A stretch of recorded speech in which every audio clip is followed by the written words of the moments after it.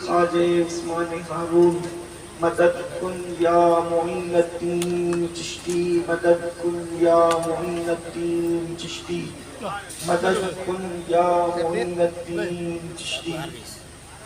منبر پر رونق افروز صاحب سجادہ مخدوم گرامی قدر حضرت علامہ مفتی سید آل رسول قدوسی مدظلہ العالی و جمیع عرش مقام سادات کرام علماء ذوی الاحترام حاضرین محفل پردہ نشین ماں اور بہنوں، السلام علیکم ورحمۃ اللہ وبرکاتہ۔ وعلیکم السلام۔ انتہائی احترام و عقیدت کے ساتھ اپنے اور ساری کائنات کے مرکز عقیدت انیس بے کساں چارہ ساز درد منداں، ہم غریبوں کے غم گسار، ہم فقیروں کی ثروت، شہریار ارم تاجدار حرم نو بہار شفاعت، شب اسرا کے دولہا نوشے بزم جنت، دامائے سبل مولائے کل ختم الرسل، خسرو خوباں سیاح لامکا وجہ کن فکاں، در اللہ المکنون سر اللہ المخزون عالم ما کانا وما یکون، آبو دل انبیاء جانو دل اسفیاء، مطلع ہر سعادت مقطع ہر سیادت، خلاصہ کائنات فخر موجودات، حضور احمد مجتبی محمد مصطفیٰ، ارواحنا فدا صلی اللہ تعالی علیہ وآلہ وصحبہ وبارک وسلم کی بارگاہ بے کس پناہ میں جس طریقے سے پڑھاؤں بلند آواز سے میرے ساتھ پڑھیں۔ الصلاۃ والسلام علیک یا رسول اللہ، الصلاۃ والسلام علیک یا نبی اللہ، الصلاۃ والسلام علیک یا حبیب اللہ،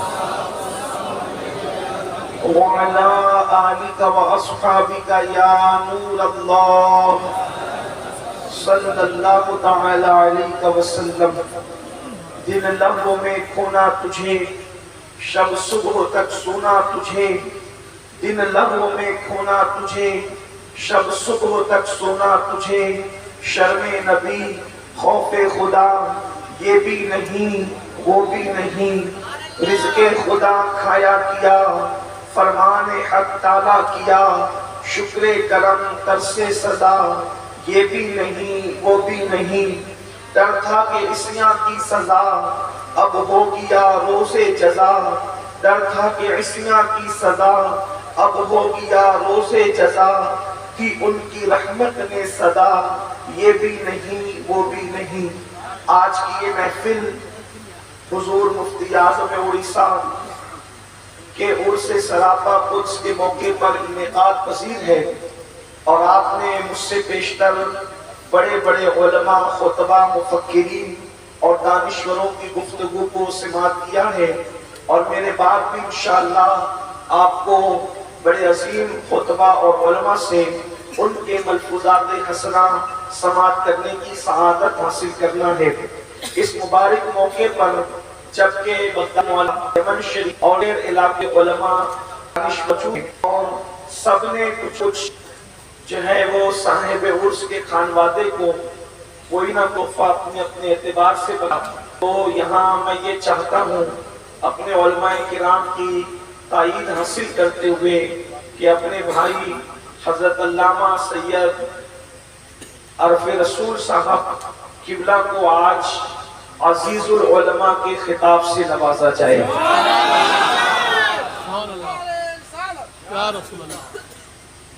تو میں اس پر اپنے علماء کی تائید اور حمایت بھی چاہوں گا کہ امید ہے کہ وہ اس پر جو ہے وہ میری تائید فرمائیں گے۔ وقت بہت مختصر ہے، مجھے 2:15 بجے اسٹیج چھوڑ دینا ہے اور وقت پر پہنچنا ہے۔ اسی مناسبت سے ہم عرس میں حاضر ہیں۔ میں نے اس آیہ کریمہ کی تلاوت کی ہے جس میں اللہ تبارک و تعالیٰ نے ولیوں کی شان بیان فرمائی ہے۔ بار بار ہم نے اس آیہ کریمہ کو سنا، اس آیت کی تفسیر سنی، اس آیہ کریمہ پر دانشوروں کے خطابات سماعت کیے۔ اللہ پاک قرآن مقدس میں ارشاد فرماتا ہے، الا ان اولیاء اللہ لا خوف علیہم ولا هم یحزنون، آگاہ ہو جاؤ بے شک اللہ کے ولیوں کو نہ خوف ہے نہ غم ہے۔ اور پھر قرآن ان کی صفت کو یوں بیان کرتا ہے، الذین آمنوا وکانوا یتقون۔ ولی کون ہے؟ اس لیے کہ آج لوگوں کا حال یہ ہو چکا ہے کہ لوگ کالے پیلے کپڑے پہنتے ہیں، لوگ انہی کو ولی سمجھتے ہیں، لوگ خلاف شرع کام کرتے ہیں انہی کو ولی سمجھتے ہیں، لوگ قبرستانوں میں بیٹھ کر کے نشہ کرتے ہیں، چرس پیتے ہیں، گانجا پیتے ہیں، لوگ انہی کو ولی سمجھتے ہیں۔ لیکن وہ لوگ جو مسند افتاء کو جو ہے زینت بخشنے والے لوگ ہیں، لوگ ان کو ولی نہیں مانتے، اور لوگ جو ہے وہ ان کے بارے میں یہ کہتے ہیں ان کو طریقت کی کیا باتیں پتا، ان کا ولایت سے کیا تعلق۔ لیکن قرآن ولی کی شان یوں بیان کرتا ہے کہ ولی کون ہے؟ الذین آمنوا، وہ ایمان والا ہے، اور دوسری صفت کیا ہے؟ وَكَانُوا يَتَّقُونَ، اور وہ اللہ سے ڈرنے والا ہے۔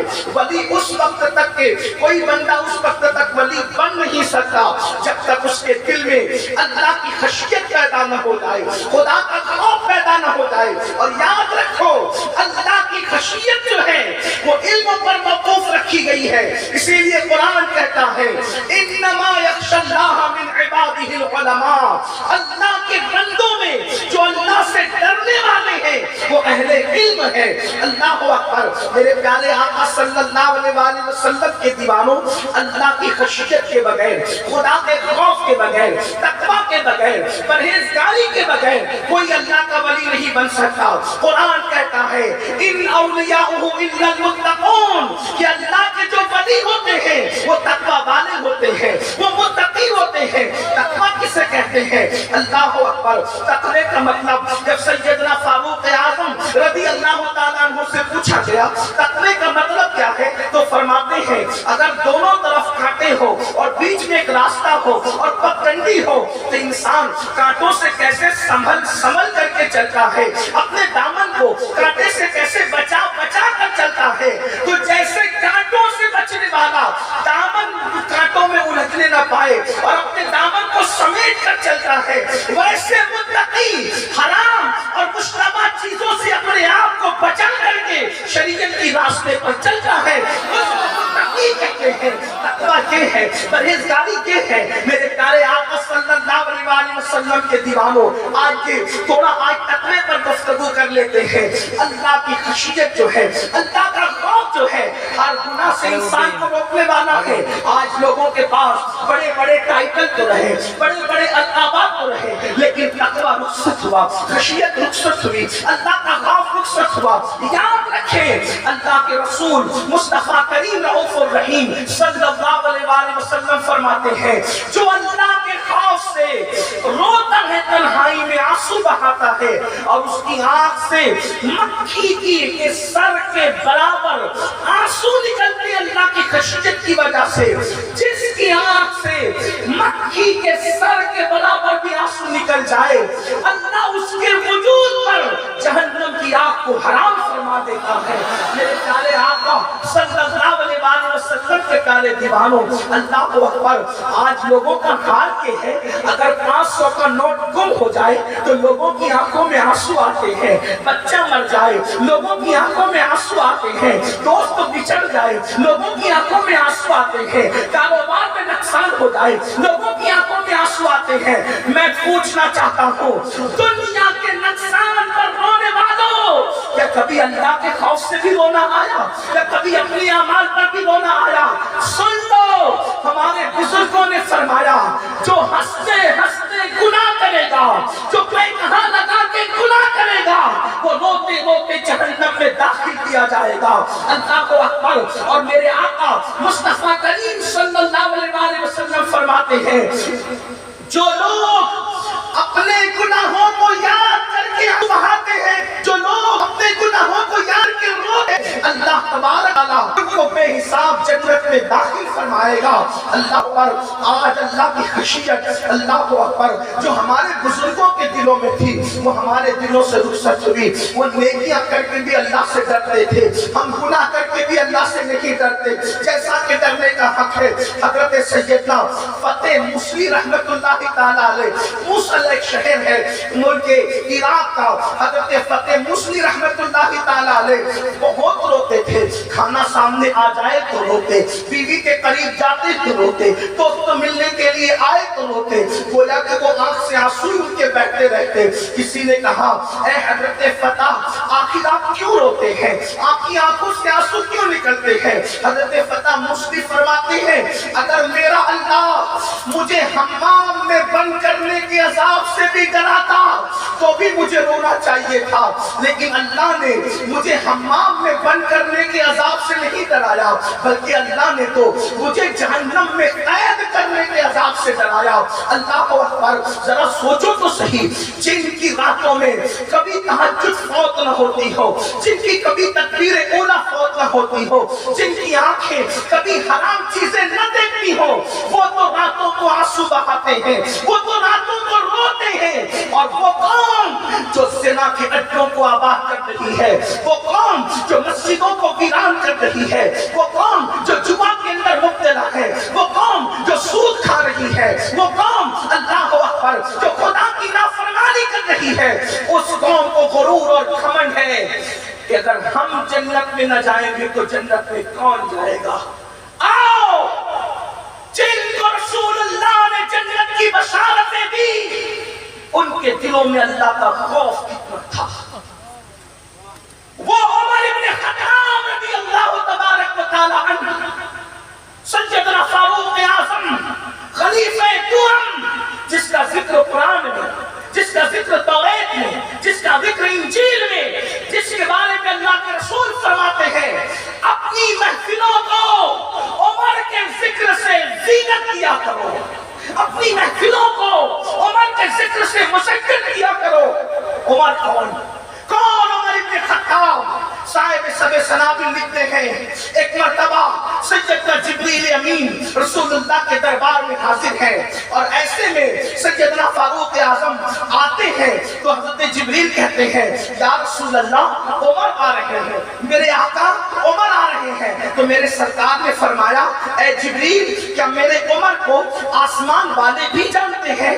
اے جبریل کیا میرے عمر کو آسمان والے بھی جانتے ہیں؟ تو جبریل امین نے عرض کی یا رسول اللہ عمر کو زمین والوں سے زیادہ آسمان والے جانتے ہیں۔ تو میرے آقا نے فرمایا اے جبریل ذرا میرے عمر کی شان کو بیان کرو، میرے عمر کی شان کیا ہے؟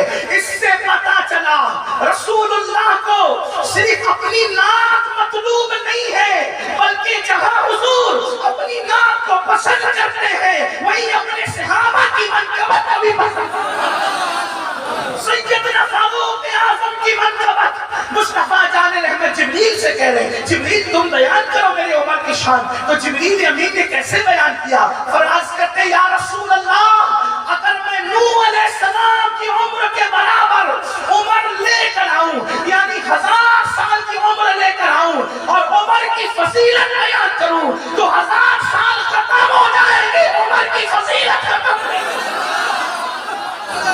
گی۔ وہ عمر ابن خطاب جس کے بارے میں جبریل کہے 1000 سال کی میری عمر اگر میں لاؤں عمر 1000 سال ختم ہو جائے، فضیلت عمر ختم نہیں ہو سکتی۔ وہ عمر ابن خطاب اپنے بستر کے نیچے کوڑا رکھتے تھے، چابک، اور جب رات کو عمر ابن خطاب اپنے گھر آتے تو کوڑا نکال کے اپنے پیر پہ مار کر کہتے عمر بتا آج تو نے اللہ کی نافرمانی کتنی کی۔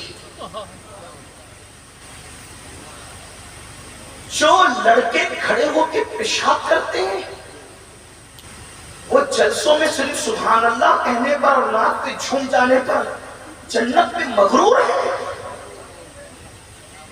جس قوم کو کلمے کا ترجمہ نہیں پتا وہ قوم گھمنڈ کر رہی ہے کہ میں جنت میں نہیں جاؤں گا تو کون جائے گا؟ مجموع زوائد لکھتے ہیں جو اپنے آپ کو قطعی اور یقینی جنتی سمجھے، اللہ کے رسول نے فرمایا میں محمد اعلان کرتا ہوں کہ وہ جہنمی ہے۔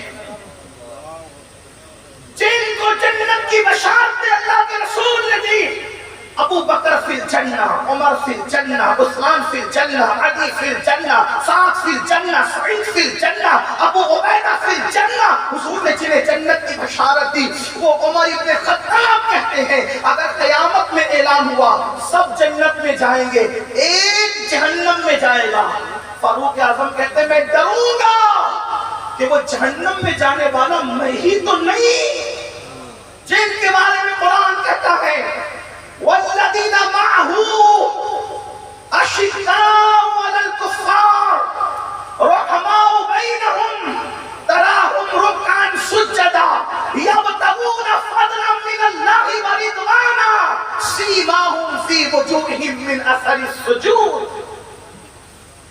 جن کے بارے میں قرآن کہتا ہے کہ وہ محمد رسول اللہ کے ساتھی ہیں، جن کے بارے میں قرآن کہتا ہے وہ گھال میل والے لوگ نہیں ہیں، اشداء علی الکفار، وہ کافروں پہ سخت ہیں، رحماء بینہم، اور آپس میں رحم دل ہے، تراہم رکعاً سجدا یبتغون فضلا من اللہ ورضوانا، اور تم انہیں دیکھو گے، کس طرح دیکھو گے؟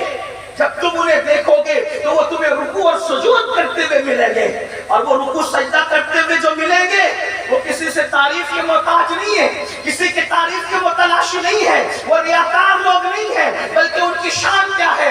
اللہ اکبر، وہ خدا کا فضل تلاش کرتے ہیں، اللہ اللہ، اور ان کے چہرے سیماہم فی وجوہہم من اثر السجود، سجدوں کی برکت سے خدا نے ان کے چہروں کو منور کر دیا ہے۔ میرے آقا علیہ السلام کے دیوانوں، وہ فاروق اعظم کا خوف کیا ہے؟ یقیناً امید بھی رکھو، خوف بھی کرو، اللہ اللہ۔ آج ہم لوگ گھمنڈی ہو رہے ہیں، اللہ اکبر، تو میں عرض یہ کر رہا تھا سیدنا فاروق اعظم رضی اللہ تبارک و تعالیٰ عنہ بستر کے نیچے چابک رکھا کرتے تھے اور اپنے پیر پر چابک مار کے کہتے تھے عمر بتا آج تم نے کیا نافرمانی کی اللہ کی، مجھے بتاؤ میرے بھائیوں، کیا ہم بھی کبھی اپنا احتساب کرتے ہیں؟ کیا کبھی ہم بھی کبھی احتساب کرتے ہیں؟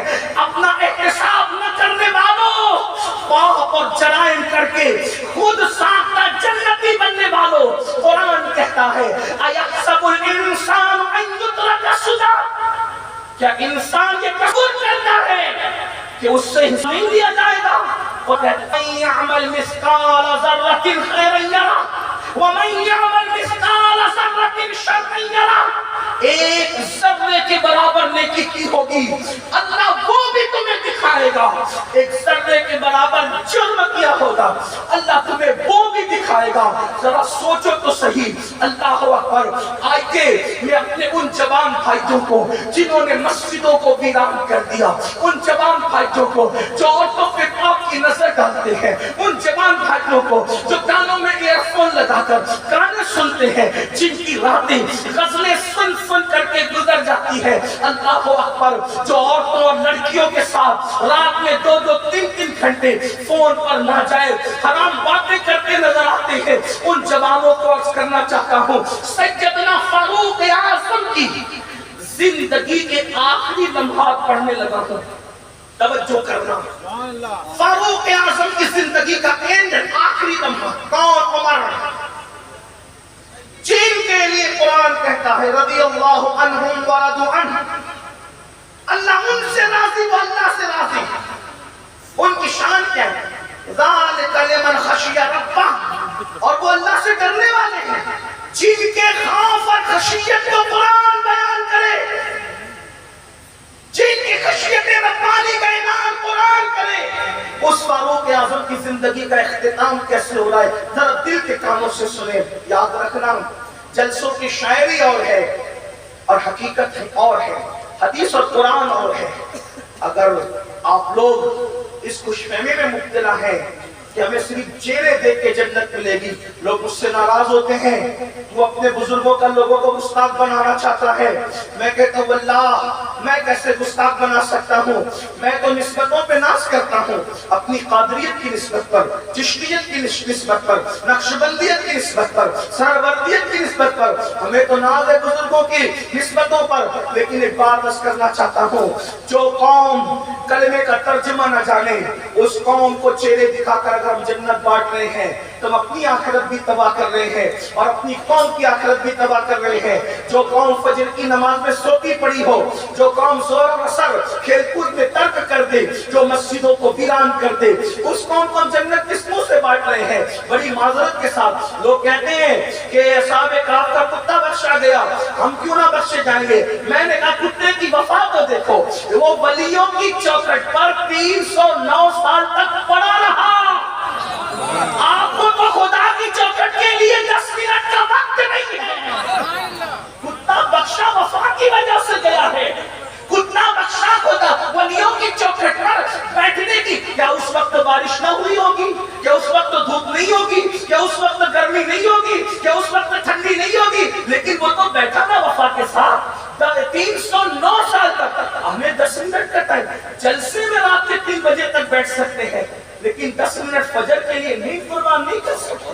بہت معذرت کے ساتھ عرض کروں گا، سیدنا فاروق اعظم رضی اللہ تعالیٰ عنہ جو رسول اللہ کے مقتدی ہیں، صحابہ کے مقتدی ہیں، صحابہ کرام کے مقتدی ہیں، وہ فاروق اعظم زندگی کا اینڈ کی شان سے ہو رہا ہے. جب آپ کو شہادت کا وقت، اچھا شہادت کی موت دنیا سے جائے، شہید ہو رہے ہیں آپ، مسجد نبوی شریف میں آپ پر حملہ کیا گیا اور ایک بدبخت نے حملہ کیا. ایک بات یہ بھی آپ کو بتاؤں، جب آپ پر حملہ کیا تو سیدنا فاروق اعظم رضی اللہ تعالیٰ عنہ نے پوچھا حملہ کرنے والا کون تھا؟ حملہ کرنے والا کون تھا؟ مسلمان تھا یا کافر تھا؟ لوگوں نے کہا مسلمان نہیں تھا، کافر تھا. فاروق اعظم نے فرمایا الحمدللہ. توجہ کرنا، فکر دیکھیں، مسلمان کی فکر، رسول اللہ کی تربیت یافتہ لوگوں کی فکر. جب پوچھا حملہ کرنے والا کون تھا؟ کہا کافر. کہا الحمدللہ. کہا کیوں؟ اس میں الحمدللہ کیوں؟ کہا اللہ کا شکر ہے مجھے کسی مسلمان نے نہیں مارا. اگر کوئی مسلمان مجھے مارتا تو میری وجہ سے وہ جہنم میں جاتا. مجھے دکھ ہوتا کہ میری وجہ سے کوئی مسلمان جہنم میں کیسے چلا جائے. یہ فکر ہے، ایسی فکر ہے. اور آج تو ہم کسی کا کاروبار یہ سننے کے نہیں چلتا ہوگا اچھا بھگت رہا ہے، اچھا ہوا، اس کے کاروبار کو تباہی ہو گئی، اچھا ہوا. بہت غرور کرتا تھا. اگر کوئی بیمار پڑ جائے تو کہتے بہت گھمنڈ کرتا تھا اپنی طاقت پر، آج بھگت رہا ہے. سوچو تو صحیح، جبکہ اللہ کے رسول علیہ السلام فرماتے جو کسی کو مصیبت میں دیکھ کے مسکرائے گا اس وقت تک اس کو موت نہیں آئے گی جب تک وہ اس مصیبت میں گرفتار نہ ہو جائے. ایک دوسرے کا برا چاہنے والوں، دین کیا ہے؟ میرے آقا فرماتے ہیں الدین النصیحہ. دین تو بھلائی چاہنے کا نام ہے، دین تو خیر خواہی کا نام ہے، اور ہم ایک دوسرے کا بھلا نہیں چاہتے. مطلب دین کہاں ہے؟ دین کے نعرے ہیں، دین کہاں ہے؟ دین تو بھلائی چاہنے کا نام ہے. فاروق اعظم کی زندگی دنیا سے اب ختم ہو رہی ہے. چارپائی پر لیٹے زخموں سے چور ہے، اپنے بیٹوں سے کہتے ہیں مجھے زمین پہ ڈال دو. توجہ کریں، جن کے لیے رسول اللہ نے جنت کی بشارت دی ان کے دل کا خوف اور خشیت دیکھی، اور ہماری بے فکری دیکھی، ہماری بے خوفی دیکھیں اور ان کا خوف دیکھیں. یہ رسول اللہ صلی اللہ علیہ وسلم کی تربیت کا نتیجہ تھا. فرماتے مجھے زمین پہ ڈال دو، اور اپنا رخسار فاروق اعظم رضی اللہ تعالیٰ زمین پر رگڑ کر کہتے ہیں مولا مجھے بخش دے، میری مغفرت فرما دے. یہ بھی ہمارے یہاں حالات بڑے عجیب ہو چکے ہیں. اگر ہم کسی کے لیے مغفرت کی دعا کریں تو لوگ کہتے ہیں یہ بے ادب لوگ ہیں. اپنے پیروں کے لیے، اپنے علماء کے لیے، اپنے والدین کے لیے مغفرت کی دعا کرتے ہیں. حالانکہ فاروق اعظم رضی اللہ تعالیٰ کو رخسار زمین پہ رکھ کر، رخسار، بلکہ ہمارے یہاں تو آج کل کے مرنے والے بھی رضی اللہ عنہ سے کم نہیں ہیں. مغفرت کی دعا مرحوم و مغفور کی دعا تو ہم کسی کے لیے کر بھی نہیں رہے نا. جبکہ بدری صحابے دنیا سے رخصت ہوئے، حضرت عثمان ابن مظعون رضی اللہ تعالیٰ عنہ، تو ایک خاتون انصاریہ خاتون کہتی ہے اے اللہ کے بندے، اللہ نے تجھے عزت دی. رسول اللہ نے ناراض ہو کے فرمایا تیرے پاس ثبوت کہاں سے ہے کہ اللہ نے اس کو عزت دی؟ اتنے یقین سے تو کہہ رہی ہے، امید نہیں کرتی. میں امید سے کہتا ہوں اور تو یقین سے کہہ رہی ہے. میرے بھائیوں مسلک یہ ہے، اسلام یہ دین یہ ہے. امید کرے میں منع نہیں کرتا، لیکن تھوڑا ذرا اسلام پہ بھی توجہ کرے. ہم رسومات میں اتنے الجھ گئے، میرے جملے غلط لگے تو معاف کرنا، لیکن یہ حقائق. بدری کے لیے حضور کہہ رہے ہیں میں امید کرتا ہوں تو یقین کی بات کرتی ہوں، اس لیے کہ خدا بے نیاز ہے. اس نے قرآن میں فرمایا اگر اللہ عیسیٰ ابن مریم اور مریم اور پوری دنیا کے انسانوں کو ہلاک کر دے اس کا کون پوچھنے والا ہے؟ جب شان بے نیازی پر آتے تو ایسی بات کرتے ہیں، اور جب کرم کرتے ہیں تو پھر یوں فرماتے ہیں سبقت رحمتی علی غضبی، کہ میری رحمت میرے غضب پہ سبقت لے گئی ہے. تو ہمیں جہاں رحمت پر توجہ ہونی چاہیے وہیں پر اس کی غیرت پر بھی توجہ ہونا چاہیے.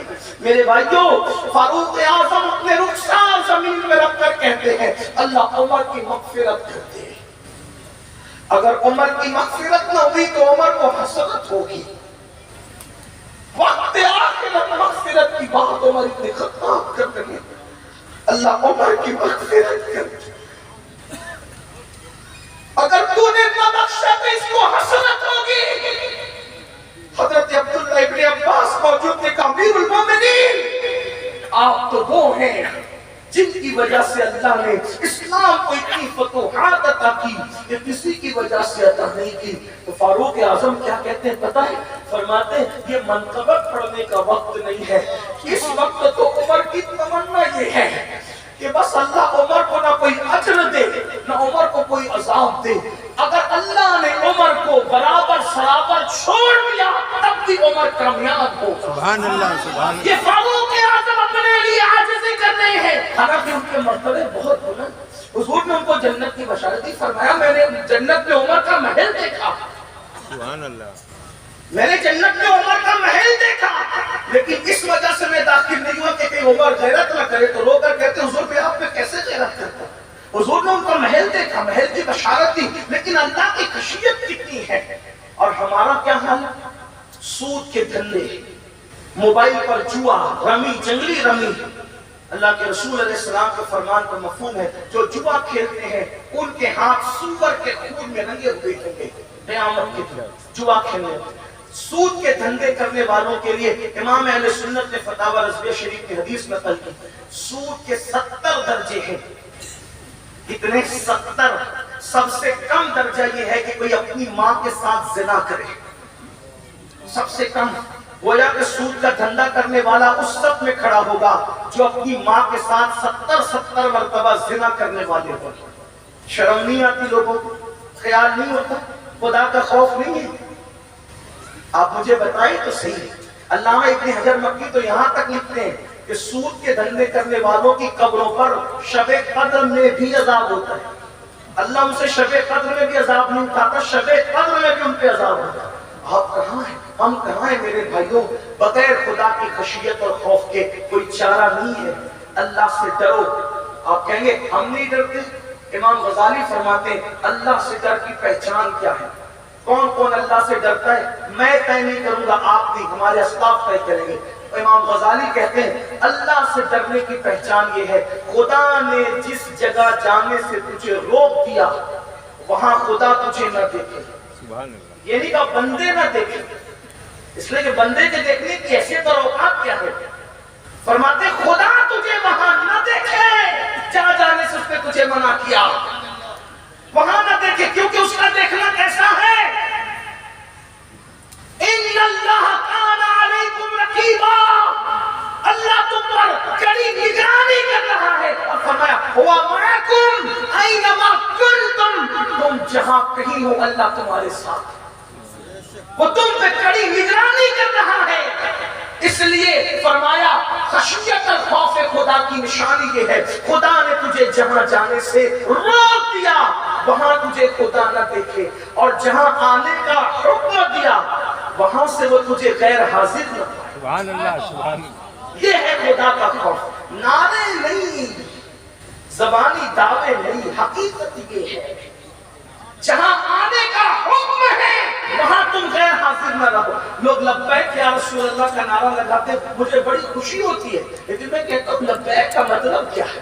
یا رسول اللہ میں حاضر ہوں، فجر میں غیر حاضر، ظہر میں غیر حاضر، عصر میں غیر حاضر، مغرب میں غیر حاضر، عشاء میں غیر حاضر، داڑھی رکھنے کا حکم ہے تو وہاں سے غیر حاضر، حلال کھانے کا حکم ہے وہاں سے غیر حاضر، اور پھر جلسے میں کہتے ہیں لبیک یا رسول اللہ ہم حاضر ہیں۔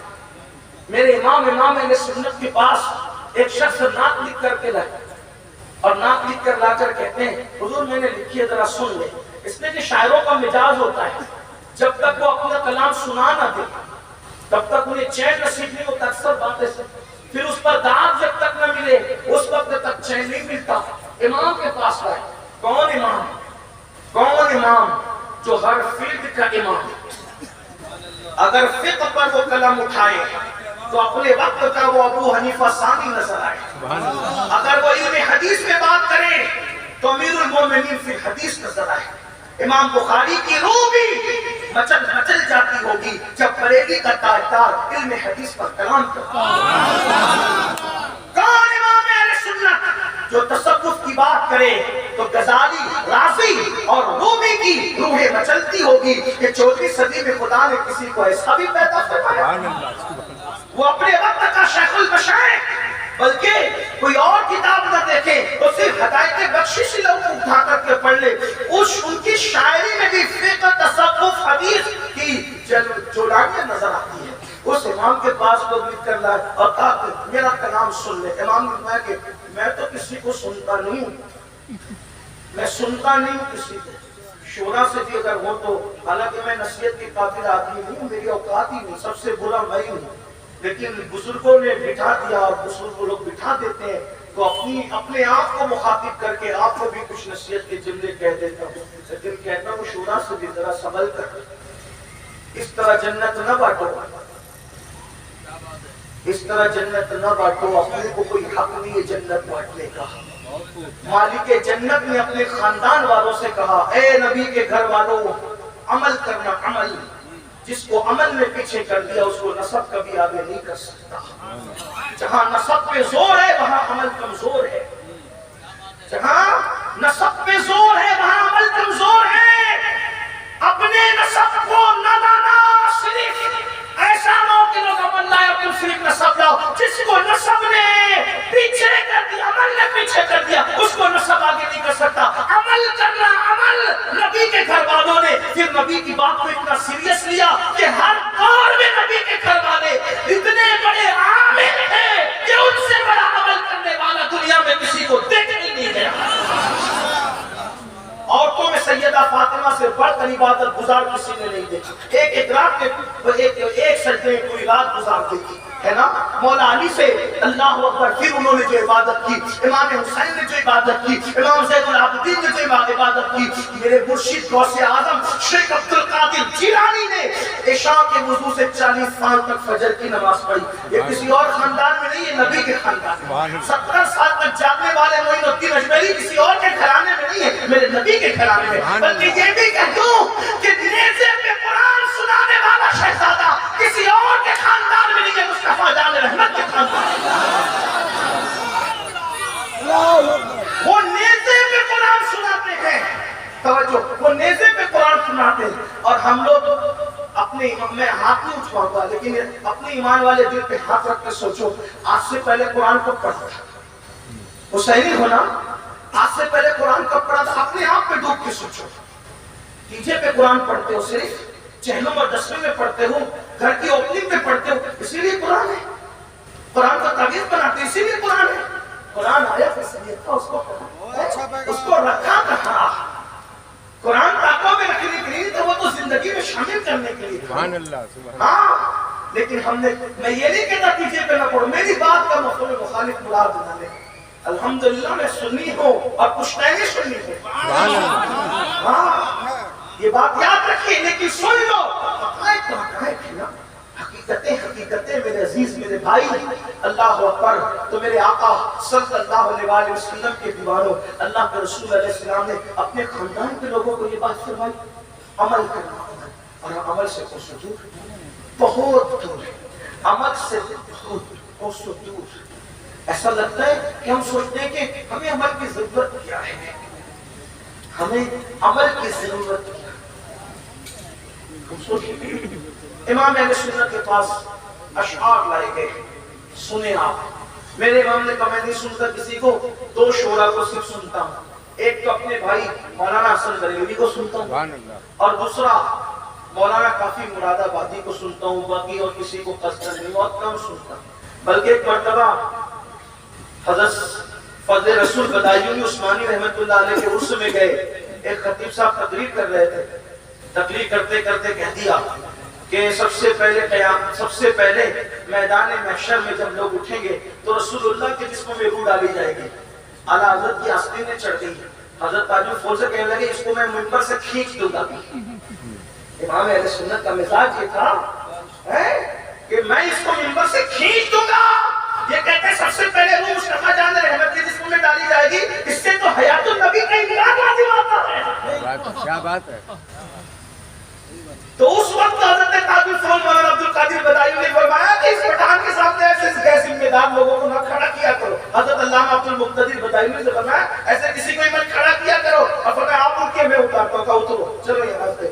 آپ کا کام نہیں ہے مجدد میت حاضرہ یعنی 24 صدی کے مجدد. اس دور میں وہ تو میت حاضرہ ہی تھی، ابھی ماضی ہو گئی. آپ کا کام نہیں ہے. یہ امام اہل سنت امام احمد رضا یہ تو وہاں تو لوگ طلب دیکھی جاتی تھی. وہ کہتے ہیں کہ میں نے کلام لکھا ہے، شاعری میں لکھی. آپ نے فرمایا میں نہیں سنتا لیکن رہا تو سنا دو. انہوں نے پڑھنا شروع کیا اور اس کا مفہوم یہ تھا یا رسول اللہ میں آپ کے بغیر تڑپتا ہوں جیسے بکوانی مچھلی. امام تو تڑپ گئے نا، سچے عاشق تڑپ گئے. جہاں مکمل کر چکا تو فرماتے اے والے باقی تیرے جذبات ایسے ہی ہیں جیسے تو نے لکھا ہے. تو احمد رضا تیرے تلوے چمنے کو تیار. احمد رضا تیرے تلوے، اور اگر تو نے جو لکھا ہے وہ تیرے جذبات نہیں ہے تو اللہ سے ڈر، اللہ کا خوف کر. تو کتنی بڑی باتوں میں جھوٹ بول رہا ہے. تو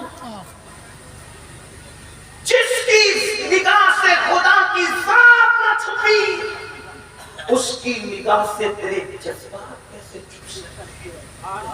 ہم کہتے ہیں آقا آپ کی محبت میں جان دے دیں گے. میں نہیں مجھے نہیں پتا کتنے سچے کتنے جھوٹے کون کے ہیں، مجھے کسی کے عشق کا معیار نہیں پتا. لیکن میں تو اتنا جانتا ہوں کہ ہمارے یہاں بڑے بڑے مفتی لوگ موجود ہیں. مفتی اعظم اڑیسہ کے شہزادے ایک نہیں کئی مفتی ہیں. ان کے سامنے تو میری حیثیت جوتیوں کی بھی نہیں ہے. لیکن میں ایک بات ضرور کہنا چاہتا ہوں کہ آپ مجھے بتائیں، فتویٰ تو ظاہر پہ لگتا ہے. ہم کہتے ہیں جان دے دیں گے، 10 منٹ کی نیند فجر میں کیوں قربان نہیں کرتے؟ ہم جان دینے کی بات کرتے ہیں، صرف 10 منٹ کا وقت لگتا ہے نماز میں. اور اللہ کے رسول علیہ السلام نے فرمایا اگر کوئی نماز چھوڑ کے جنت میں جانا چاہتا ہے وہ کان کھول کے سن لے. یہ مسلک اہل سنت یہ ہے جس کو آج 14ویں صدی اور 15ویں صدی کے اندر پہچان کے لیے مسلک اعلیٰ حضرت کہتے ہیں. اللہ کے رسول علیہ السلام نے فرمایا جس نے جان بوجھ کے نماز چھوڑ دی وہ میرے ذمے سے باہر ہو گیا ہے. اس کے لیے میرا کوئی ذمہ نہیں ہے، وہ میرے ذمے سے خارج ہے. جس کی ذمہ داری رسول اللہ نہ لے کہاں ہے؟ ہم تو پڑھے نا پیاری ذوق افزا شفاعت ہے تمہاری واہ واہ، قرض لیتی ہے گناہ پرہیزگاری واہ واہ. لیکن جس نے یہ واہ واہ لکھی اس نے یہ بھی کہا کریم اپنے کرم کا صدقہ لگی میں بے قدر کون شرما. تو اور رضا سے حساب لینا، رضا بھی کوئی حساب لے ہے. صدقہ پیارے کی حیا کا نہ لے مجھ سے حساب. صدقہ پیارے کی حیا کا نہ لے مجھ سے حساب. بخش پہ پوچھے لجائے تو لجانا کیا ہے.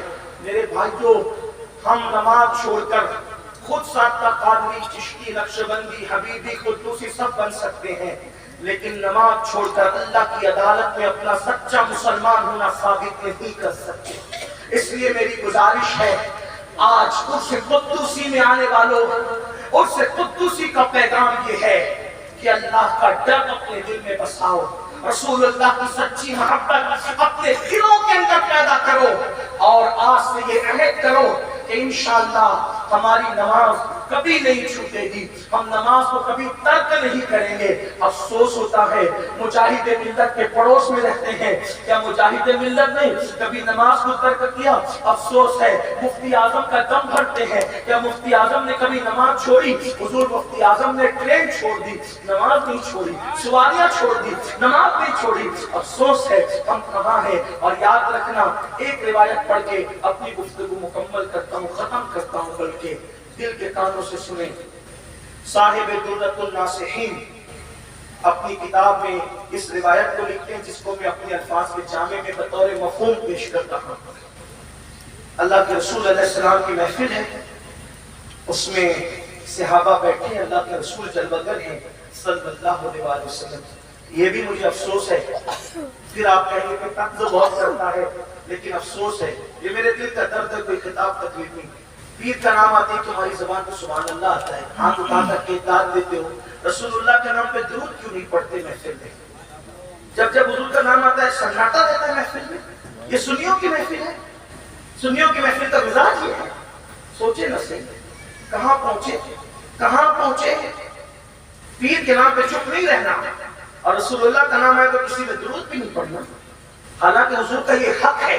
ہمارا مسلک یہ ہے، امام احمد اللہ کا مسلک، کہ حضور کا جب جب نام لیا جائے تب تک امتی پر حق رسول یہ ہے کہ وہ صلی اللہ علیہ وآلہ وسلم پڑھا کریں۔ ہم نہیں پڑھتے، محفلوں میں سناٹا ہے۔ افسوس ہے، ہمیں اس کو سیکھنا ہوگا، یاد رکھنا۔ حالانکہ اگر کوئی جلسے اس کمیٹی والے جلسہ کرتے تو میں یہ کہتا کہ بدرک والوں آئندہ نہ بلانا ہو تو نہ بلاؤ، لیکن یہ کمیٹی کا جلسہ نہیں، خانقاہ کا جلسہ ہے، اور خانقاہیوں کی باتیں ایسی ہوتی جو میں کر رہا ہوں، میں خانقاہوں کی ترجمانی کر رہا ہوں، یہ حق ہے، سچائی ہے۔ اس لیے کہ جن کا پیشہ خطابت ہو وہ آپ کی پسند کی کریں، لیکن جن کے لیے خطابت عبادت ہو پھر وہ آپ کی پسند کی نہیں، وہ یار کی پسند کی کریں۔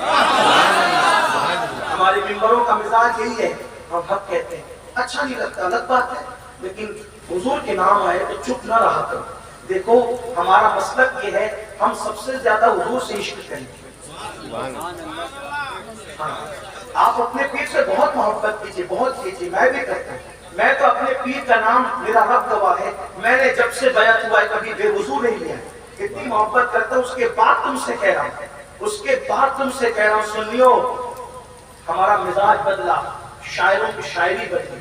رسول اللہ کے نام پر 5 شعر پڑے گا، کسی کی توجہ ہی نہیں، پیر کے نام پہ پڑے گا تو لٹاتے ہو، پھر وہ پاگل ہے حضور کے نام پہ پڑے گا، وہ تو آپ کے پیر ہی کی تعریف کرے گا، پھر نہیں بھی کچھ ہوگا تو جھوٹی گڑ کے لائے گا، ہے نا، کیونکہ اس کو مل پیسے لائے گا۔ اگر ہم حضور کے نام پہ دیں، اور میں کہتا ہوں ہمارا پیر کیا، ہم کیا، سب کی نسبت فنا ہے مصطفیٰ جان رحمت کی نسبت۔ میں تو پیغام دیا گیا نا، پدر مادر برادر جان و مال پر فدا، ہمارا پیغام ہے۔ بریلی سے تاج الشریعہ نے ہمیں اپنے دادا امام احمد رضا کے پیغام کو پھر سے سنایا، نبی سے جو ہو بیگانہ اسے دل سے جدا کر دے، پدر مادر برادر جان و مال ان پر فدا کر دے۔ نعرہ تکبیر، نعرہ رسالت۔ میری گزارش ہے اپنے پیر سے سب سے زیادہ محبت کرو، لیکن محفل میں یہ کبھی نہیں ہونا چاہیے کہ آپ کو دیکھ کر کسی کو یہ لگے کہ آپ پیر پر رسول اللہ پہ کسی کو جیتے ہیں۔ آپ شعوری مسلک اعلیٰ حضرت سے ہٹ جائیں۔ نعرہ تو زبان سے ہوگا لیکن مسلک اعلیٰ حضرت صحیح طور پہ آتا ہے، مسلک حضرت ہے مرتن منتھن سب بک دیا، یہ جان بھی پیارے جگہ۔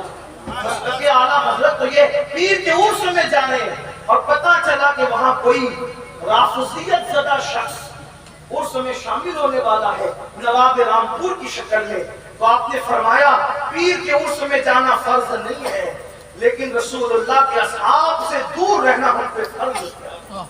اس سال سے ترک کر دیا نہیں، یہ ہے یہ تو حضور پہ سب قربان کر دو، حضور پہ سب قربان کر دو، میرا تن من دھن سب پھونک دیا، یہ جان بھی پیارے جلا جانا.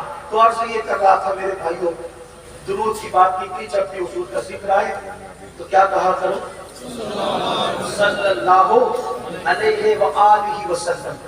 آپ سے یہ بھی گزارش ہے، کیا کہا کرو؟ صلی اللہ علیہ وآلہ وسلم. حضور علیہ السلام فرماتے ہیں مجھ پہ تنہا تنہا درود نہ پڑھا کرو، میری آل کے ساتھ ملا کے درود. تو اس لیے تھوڑا سا اس پر بھی ہمیں توجہ ہونا چاہیے. صلی اللہ علیہ وآلہ وسلم، اس کا خیال کریں. تو حضور علیہ السلام کی محفل ہے، بات میرا وقت ختم ہو گیا، مجھے پہنچنا ہے وقت پہ. دعا کریں کہ پہنچا، ورنہ کل کا پروگرام مس ہو سکتا ہے. لیکن میں وہ روایت پڑھ دوں مختصر اختصار کے ساتھ. محفل رسول ہے صلی اللہ علیہ وسلم. ایک شخص روتے ہوئے جوان آتا ہے. حضور کی عادت تھی کسی کی آنکھ میں آنسو نہیں دیکھ سکتے تھے.